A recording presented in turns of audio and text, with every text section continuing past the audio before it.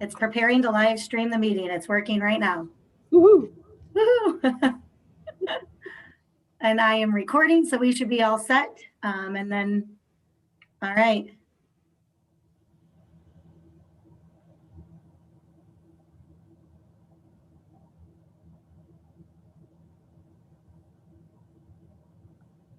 We're good. All right. Good morning. Thank you for joining us here today. My name is Jessica Hayes, and I am with Alignment Rockford. We are joined here today with Chaney from the Rockford Fire Department, as well as Shannon Kopp with the Fire Department as well. Bo, if you want to go ahead and introduce yourself to us, that would be great. She said you. How we doing? My name is Chaney. I am the recruiter for the Rockford Fire Department. Been on for about 15 years, and I'm excited to talk to you guys today. Great. Thank you. Shannon, you want to go ahead and introduce yourself? Yes. Hi, I'm Shannon Kopp. I've been with the fire department going on 22 years, and we are very excited to be able to come on and share with what we do, and we appreciate the opportunity. Great. Shannon, if you want to go ahead and get started, can you tell us a little bit of something that excites you about your work? What excites me about my work is how much I enjoy helping people. And I know that sounds cliche when it comes to working in public service, but just the idea of when we go to people's homes and we're helping people, it's usually their worst day of their life. And we're able to help make a difference. Whether it's just, something as small as holding somebody's hand or, just telling them everything is going to be okay or just showing up. That is one thing that I love about the job is it is ever evolving. It's never the same day, every day is different. And we're able to be out there and work with the community and help them. Bo, how about you? Can you tell us what excites you about your job every day? Well, mine's a little different. Shannon does MIH, so she's out doing mobile integrated health every day, and I'm doing recruitment. So every day is different, and every day I get a chance to go out and tell people about the fire service, and I get excited about going and telling students that may have not known about the opportunity.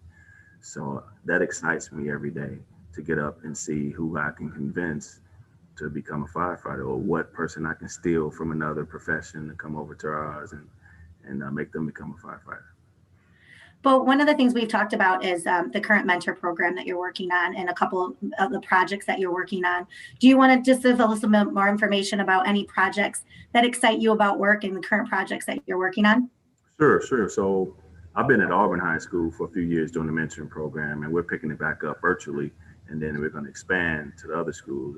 When I get off of this Zoom call, I have to jump on one with Bill Rose, because we'll talk about the students at East, and then we'll reach out to Guilford. But it's just letting them know about the opportunity of becoming a firefighter and what we do every day, and some of the jobs that they may have not know about the fire department. Because every time you call 911, if they don't know what to do, then they call the fire department. So we've got different subgroups within our department that do different things. So basically, I'm just forming groups in every school, and then I have another group that's outside of the school, that's outside of high schoolers, that come back and mentor those high schools, tell them the same thing, that this opportunity is out there, and it's a great opportunity for them. So I'll always update alignment about the things I got going on, and we'll try to reach out to every school, and we got to reach out to Roosevelt and do stuff for Roosevelt. So we got to try to get everybody involved in what we're doing. It's just a slow process because I have to find older mentors to mentor the younger kids, because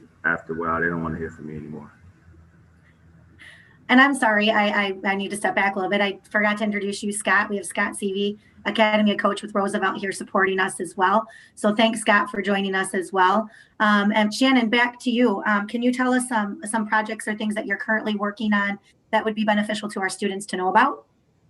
Well, one thing that I like for everyone to know is being a firefighter and a paramedic, it's not just about going to a call. It's not just about taking the fire truck and you go and you put a Band-Aid on something or take somebody to the hospital. My role right now is I'm the mobile integrated healthcare manager, and it's a fairly new program. I mean, it's been in existence since 2016, but the one thing that program does is we are helping people navigate the healthcare system, which can be extremely confusing. And we're also working, we also have a pilot program working with mental illness. And it's important for people to know that, you know, you may be interested in the career as a firefighter paramedic, but there's more to it than that. We're always evolving and growing and looking to help people in other ways. And I want people to realize that you get set up in here and there's a lot of growth, and it can be very exciting. That's great. That kind of leads me to a next question is, how did you get started in this career, Shannon? Is this something you always thought you wanted to do?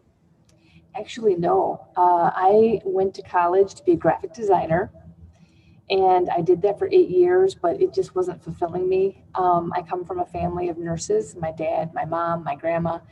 I didn't think I had the stomach for it or the ability to, you know, do that kind of work. But I took an EMT basic class, and I knew I wanted to change up my career. I took an EMT basic class, and it was taught by a Rockford firefighter.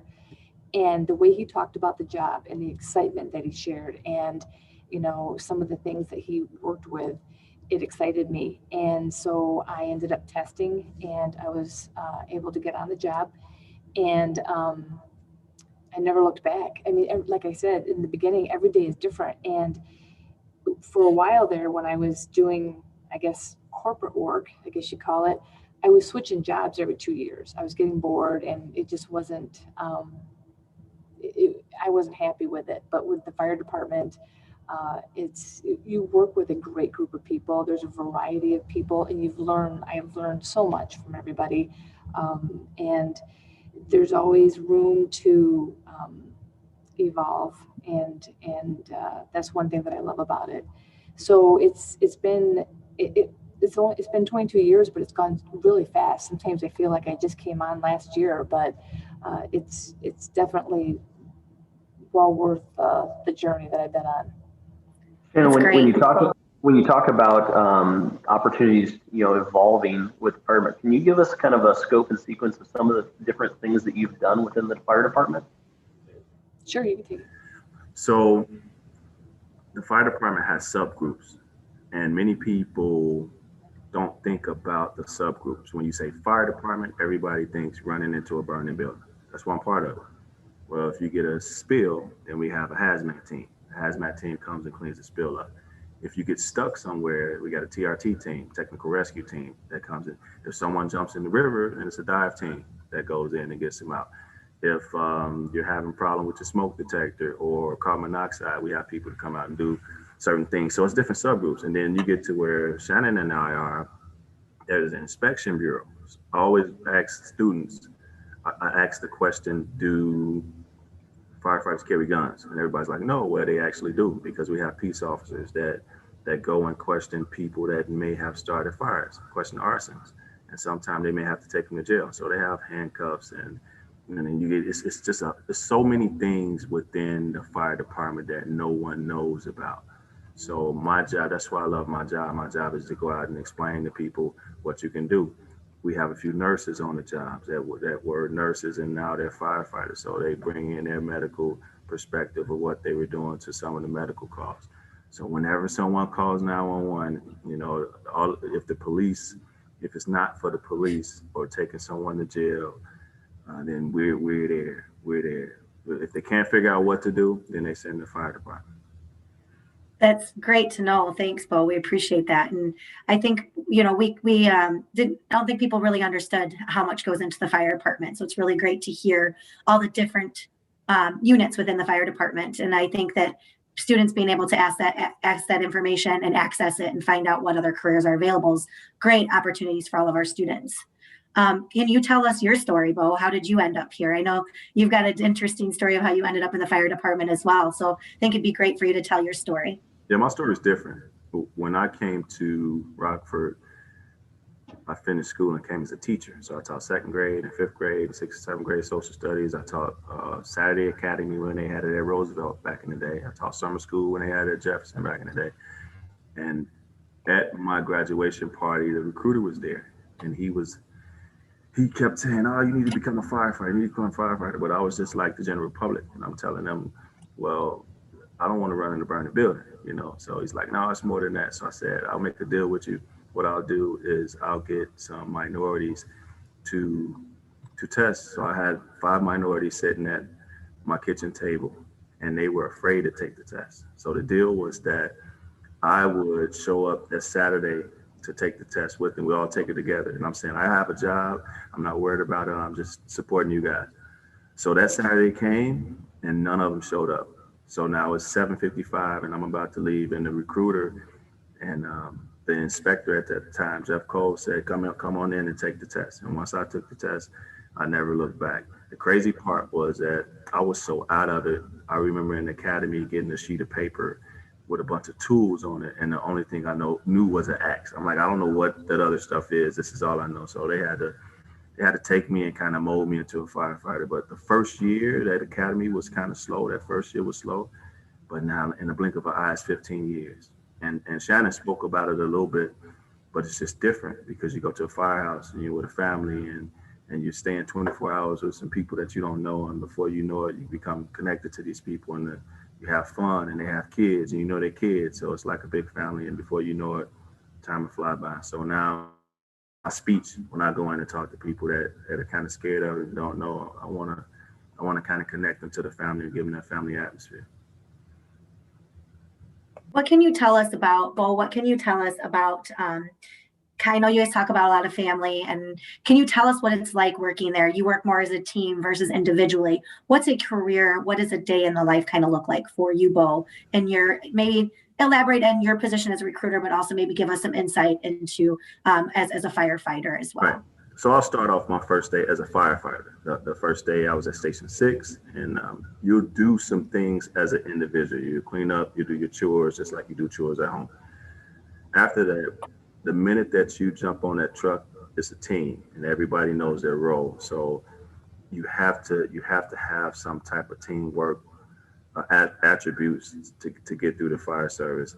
After that, you come back from call, and some people go and do their individual things. Some people will study, some people do extra schooling, but the most important part is a teamwork part. We cook as a team, you know, because we got to eat every day. So we'll get in the kitchen as a team, and everybody will make what their specialty is, you know, and if someone makes something that they don't like, you know, they're still part of the team, but you know, we get to chastise them for a little bit. As a recruiter, it's a little bit different. I come upstairs and they're inspectors, and Shannon's with MIH, and we're all in the same office, but it's still a team. There's some things I may not know about that I might tap into them or to their resources. So teamwork is huge, and I usually go after people that have played sports because they get that teamwork aspect, but I still want other people to understand it's like a family, and if you're an individual in a family, then the family can't really progress. So everything we do is based on teamwork. Shannon, how about you? Do you want to give us a little bit about what it's like for you? Well, as a firefighter, you move up through the ranks, so to speak. So you start out, you have no seniority. I mean, you're the green, you're the new person. So you're the one that has to go scrub the toilets, and you're the one that has to be the first one to answer the doorbell when it rings, and learn how to cook. I mean, I really didn't know how to cook until I got out of the fire department, and now I think I've done pretty well for myself. But you have to be the one to kind of figure out how to, navigate through the different personalities. I mean, you're with that person 24, this group 24, hours. And I think a little bit you have to kind of also educate your family a little bit, because you're gone for 24 hours every third day. And there may be birthday parties you missed. There may be Christmases, holidays, things like that. So you have to educate your family on how to, well, you know what, we'll celebrate a different day. But for me, it was I learned a lot by watching people and kind of, feeling them out with their personalities. And then, but it was good. When you're in the back seat of the fire truck, you know your role, you know what your job's going to be when you go to either, whether it's a med call or a fire, And then you progress from there. You can either become an officer, or you become the driver of the truck, the driver engineer, and that's the person that makes sure that you get water for the fire. That's the person that is kind of a the driver is kind of like the sergeant of the station. You know, everybody below him, seniority wise, will go to that driver first before you go to the officer, and then carry that on to now that I'm working Monday through Friday. And it's I'm home with my family at night, and like Bo said, we're individuals. You know, he's the only recruiter. I'm not the only MIH manager. There's two of us, but we have our own jobs, but we still work together and help each other out. So kind of a long way of saying what I do. No, that's great. It's great information for our students to know what a typical day in life is like and how you can grow through careers. Getting them, starting out entry level, how do you get started? And then what is the opportunity for growth within there? It's great for them to hear that material and hear that that content. So thank you for sharing that. I guess, what is one thing that you would say that you would recommend to our students when they're looking to go into the service pathway, the fire science academy, and go down this career pathway? Bo, if you want to go ahead and start for us, that would be great. Yeah, so schooling is about the most important thing, because I can challenge any teacher to relate the fire service to their whatever subject they're teaching. We use a lot of math when we're doing medication. We use a lot of history when we're talking about the Great Chicago Fire or the MGM fire. So it's a bunch of history that goes into it. Any subject I can relate to the fire department. So my message for kids would be to take everything serious in school. Now, the other part, the physical part of it, everybody has gym, everybody loves gym. So we got to take every subject has to be taken seriously, because if you're a well-rounded student, then testing for the fire service should be pretty easy for you. So if I can go back, whenever someone presents that question to me, I always think about, if I can go back and tell my younger self something, what would I tell my younger self something about the fire service? It's just excel in every class you can, and try to remember as much as you can about it. And then when you get out of high school, you graduate, and you're in that gray area looking for something to do, and if professional sports are not in your atmosphere, then the fire service should be something that you can look at, because it's just like school, and then you use a lot of teamwork, just like playing sports. And I think that'll be the best answer that I can give a younger Bo, that's a high school Bo, other than leave all the girls alone. That's the other. So with that, what would be the next steps that a student would need to take in order to either, if they're at that age where they can apply to the fire department, what would be the next steps? And Scott, this might be something you could, also ask in there, is what are the next steps for the students to take in this process? Right. So the first qualifications are a high school diploma or GED, valid driver's license, and no felonies. If you're 19, 20, you can take the test. We start our testing process February 1st. Our application comes out. After that, after you take that test, then there'll be a physical test, which is a CPAT, and you usually go into Naperville to do that, which is pretty easy, but you'll have to pass that also. And then there's a written test. But those are the only qualifications. The next step, if you're younger than 19, where you can't test, they're surrounding departments. So you have Cherry Valley, you have North Park, which are volunteer departments, but they're those departments that you can go to and do some volunteer work to see if it's something that you like. So it's almost like a little internship. Also, we have Rock Valley. You can go to Rock Valley and take fire science classes to see if it's something that you like, because I would hate for someone to get into it and not like the job. I think since I've been here 16 years, I may have seen 3 or 4 people leave because it was something that they didn't like, but everybody else kind of latches on. So those are the steps that people can take. Now, I'm always around to come talk to people or do a Zoom with anybody to tell them about the opportunity. But right now, to get ready, it would be getting those classes down and then going to some of these surrounding departments. If you're underage, if you're of age, take the test. I mean, once you fill out the application and take the test, even if you don't make it, you'll get that experience of doing the test. And some people test 3 and 4 times, but I would like people to at least get the experience of doing it. But if I'm around, Jessica, I'm around, and Scott, if you guys need me, I'm around to let them know if you need to talk to me. Do you want to put out your contact information while we have you there real quick, Bo? Yeah. My contact information is Robert, my first name, Robert.Chaney, Chaney, at rockfordil.gov. Great, thank you. Scott, go ahead, sorry, what were you gonna say? Well, I was just going to ask, though, some students, there may be some people watching who either have completed high school already or maybe even in students that are maybe finishing up right now that are a little bit older. Do you guys do anything as far as aiding students into that testing process? I know you talked about your mentorship a little bit. I'm just curious if there was anything that students can do to help prepare themselves if maybe they're just not quite feeling like they're prepared. They finished up that high school diploma, but they're wanting to prepare a little bit more.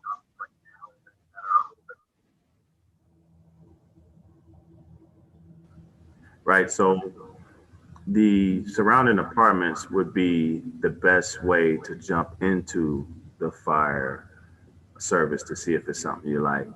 I can do workshops, but it's just me telling you that, the surrounding apartments is kind of more hands-on. But for the people that are watching, I would still apply and kind of look at videos to get myself up to speed on what happens. It's not, I don't want anybody to be scared. It's not as hard as everyone thinks it is. And we'll always get a lot of males testing because of the macho scene, but I want everyone to test. We need women, we need people to test that are qualified. And I think, Scott, I could work people through being nervous about what to do. But don't wait. I don't want you to wait and then miss the opportunity or miss the testing cycle. We only test every 2 years. So if you don't make it, then it's another 2 years that you have to wait. So if it's somebody on the borderline of testing or not, I would lean towards testing. Well, that's a great response, and I think that's important for students to hear. Don't be scared of it. It's called a test, but really it's an opportunity for you to just demonstrate the competencies that you've mastered in school and an opportunity for you to demonstrate that to the department. So awesome. We've got about 3 minutes left for our 25 minutes up is for our panel. So Shannon, if you want to share some next steps that students need to do if they're looking to go into that type of career for to lead up to the medical, to what you do, and maybe share some contact information with us so if students want to reach out or teachers want to reach out and ask some additional questions. Great, thank you.